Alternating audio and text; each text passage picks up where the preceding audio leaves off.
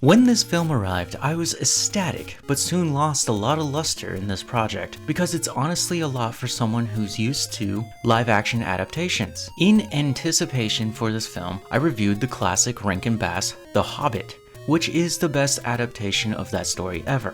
So I ask, have you ever watched or read The Lord of the Rings? At one point, you'll come across the equestrian nation of Rohan, who play a large part in the true king's return and give us some epic battles, and wars that will be regarded as the greatest ever written.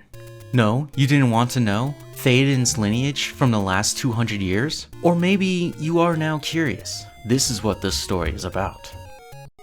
In the region of Rohan, there is a king known as Helm Hammerhand, who is caught off guard when a backwoods loser named Freka decides that it's time for his son Wolf, with a U, not an O, asks for Helm's permission for Wolf to marry Helm's wild and adventurous daughter, Hera. Helm sees through this ploy that Freka's real intention is to steal the throne of Rohan. Helm commonly asks to go outside and engage in a mono-e-mono fight. Freka battles Helm, but finds out that Helm is actually more demigod and kills him in one punch. Wolf is upset about his dad's death and declares war. Years later, Hera and her cousin Freylof come across a bizarre sight of a wild and seemingly ravenous elephant. Think gigantic four-tusked elephant. When Hera falls into a trap and is kidnapped, the losers that have taken her as aliases of the new wannabe king, Wolf.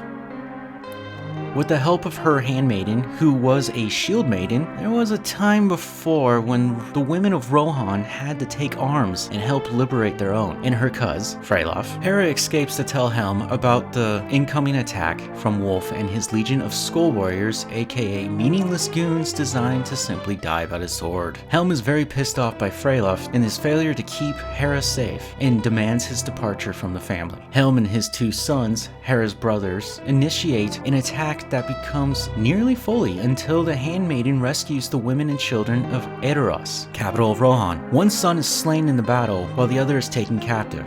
Helm is badly wounded and struggles to regain consciousness to go on. The Rohirrim retreat to a special place I like to call the home of the greatest cinematic battle ever, Helm's Deep.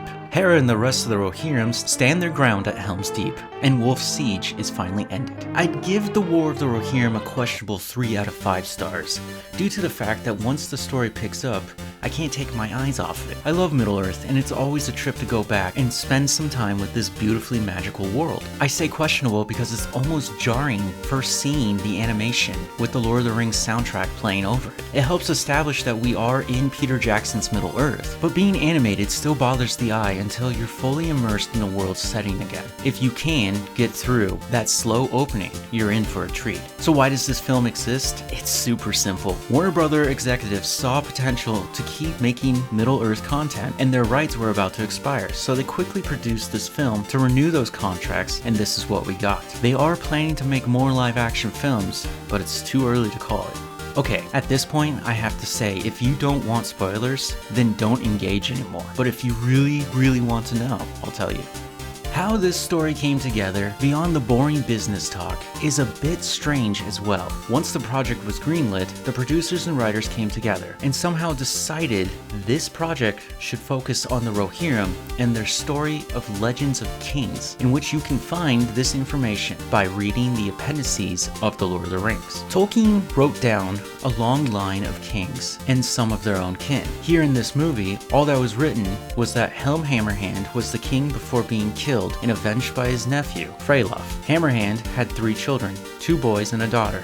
The daughter was unnamed and never spoken about again, so one of the producers decided to name this unnamed daughter Hera, which would match the men in her family who all have first names that start with H. And there was a sweet Icelandic actress who was in Peter Jackson's Immortal Engines adaptation, whose name is Hera. It's a very sweet notion. What I'm saying here is that Hera, Hammerhand, is not a real character within the works of Tolkien himself, but there is some wiggle room for fan fiction to exist. Yes, fanfiction. I know Rankin Bass and Jackson took some liberties with the ideas and still told solid stories about the hero's journey, but in essence of this, they do tell a quasi-adaptation of who the new king of Rohan is. It's safe to say that after Hera's victory, she reclaims the fortress and names it after her father, Helm's Deep. Again, it's very jarring to get used to the animation. For me, it's the reproduced music that was originally established by Howard Shore in Jackson's original trilogies, while being traditional 2D animation. The rush to make this film also weighed heavily on the director and his company.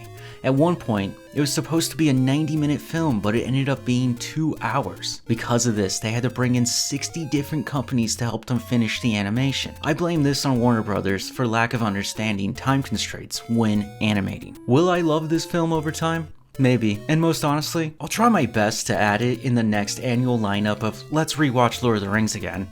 Hope you guys enjoyed this review. Like, subscribe, comment below. In all seriousness, did you enjoy this one? Was it something special? I'm curious to find out. Let us end this, Wolf, as it began, with you and I.